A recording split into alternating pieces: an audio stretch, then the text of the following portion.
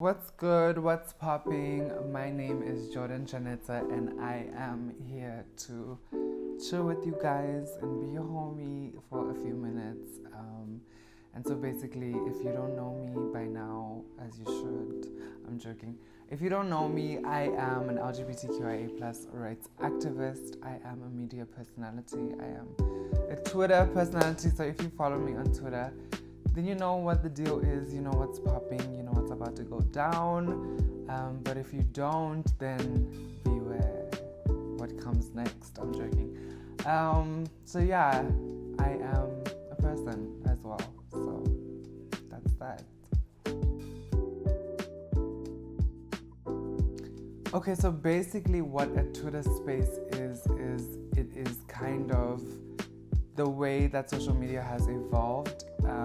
I think on Instagram, we kind of had Instagram Live for a long time, and a lot of people relied on Instagram Live to kind of see their faves, see the people they follow talking about certain things, or just like a way of getting in touch with people where you have direct access as opposed to a tweet where it's just words and you just have to read these words. So basically what a Twitter Spaces is kind of changing the landscape of Twitter, bringing more of like a radio feel to Twitter, but it's not like radio where it's very detached and you kind of just have to hear what these people say. You cannot contribute.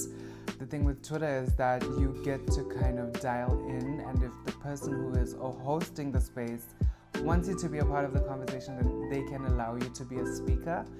And so I think that kind of opens the space to it being more interactive. It makes the space more open to different kinds of people, different opinions, different voices, and different like just variety. I think that's one thing about radio that we don't get is it's your hired radio disc jockey for the hour, and they are gonna be on, and if you hate them, you hate them, and there's nothing you can do about it. If you love them, you love them, and there's something, you can enjoy them. But with Twitter, if you have something that's an opposing view to what the host is saying, you get to sort of engage them, ask them questions, put them to task, and change perspective or add perspective. So I think it's a completely new world where it's radio for the people, kind of, I guess.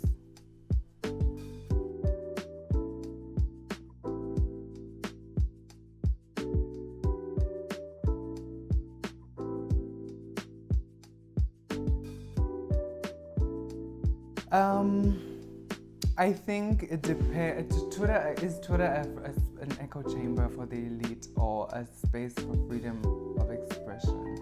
I think it depends on where you're at on Twitter. I think there are a lot of spaces on Twitter where it's kind of the same kind of people collectively speaking about the same things and kind of keeping differing opinions out of those spaces.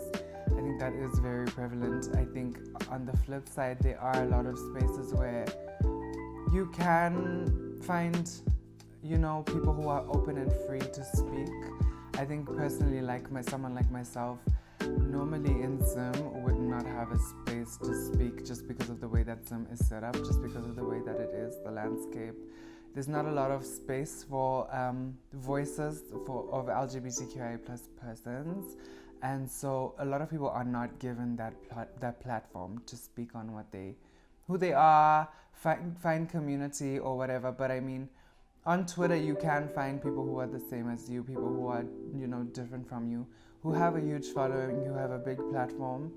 And so I don't think it's singular. I don't think it's one or the other. I think it's both. I think it is an echo chamber for the elites, but at the same time, because it's the internet, because no one owns the internet, no one owns Twitter, you cannot monopolize the internet. There will always be someone to find that who supports what you do, who supports what you are expressing, even if it's hate. We've seen a lot of people who are subscribing to hateful ideals, hateful narratives, and there's kind of a group for everyone, no matter who you are. There's Christian Twitter, there's dating Twitter, there's basketball, soccer Twitter, there's annoy me to death Twitter, which I happen to encounter a lot, So I just think it depends on what you're looking for. So I suggest you come and look for me. I'm joking, but yeah, it depends on what you're looking for. I think there's variety on these streets.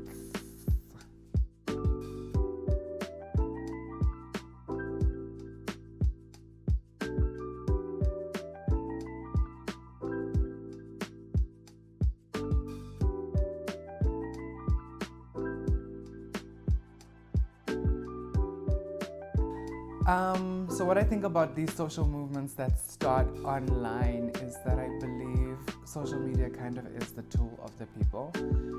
I think a lot of these tools that have been posed as for the people are kind of now being monopolized by government or by people in positions of power or by the elite groups, and so if you don't have access to these certain tools like radio or like TV or like the newspaper, then you kind of only get the narrative that is being put out to you, So I think the difference between those different mediums versus Twitter is that Twitter is something that anyone can log on to. I can log on, my sister, my dog could probably log on with a few tips and tricks, So I think Twitter is for everyone, it's for the people, and that makes it a powerful tool because you get to sort of hear narratives that might not have been put at the front line through these sanctioned forms of media, such as the radio, such as TV.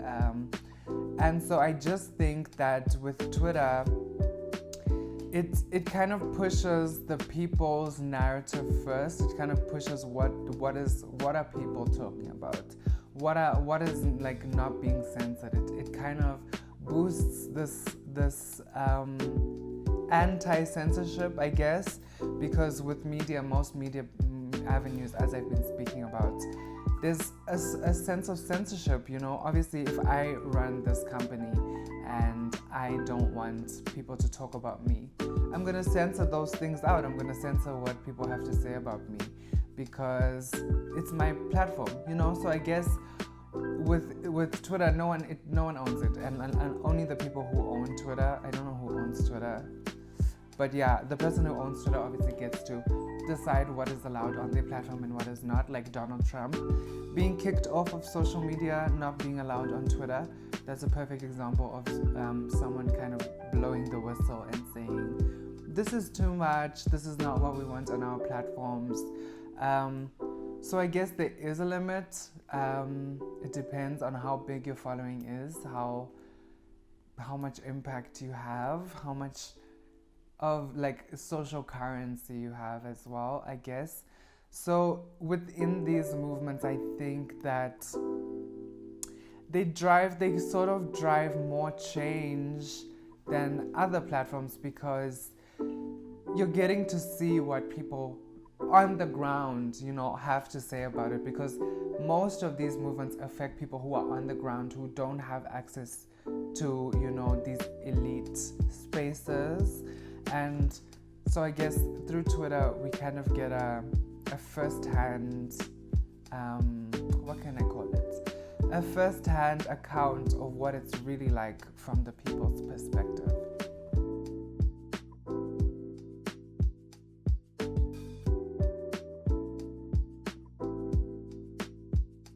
Okay, so just to end off, what I have to say about Twitter is that it's like the wild, wild west. That's all I have to say. It's really crazy out in those Twitter streets. It's like I said, it's for all kinds of people. So you will find haters, you will find very horrible trolls, you'll find really great people. The thing about Twitter is that you also can find work, people who want to work with you because of what you're pushing on your Twitter page. I have had the blessing, I guess, the opportunity to work in a couple of funded spaces where basically I got paid to host spaces on Twitter.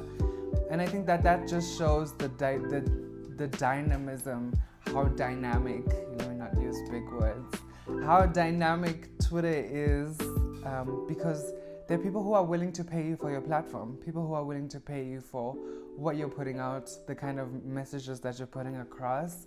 So I think that's something that I just want to say, is that if you are going to log on to Twitter, there should be a method behind your madness. There should be a reasoning behind why you post certain things.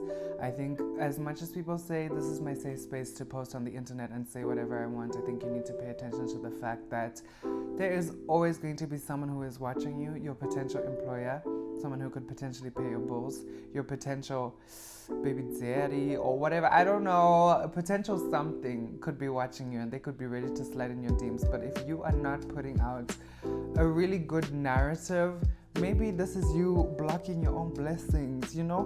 Don't Twitter block, you know, it's a bird. Twitter's also a bird, you know, there's another bird. Isn't it called like a cock?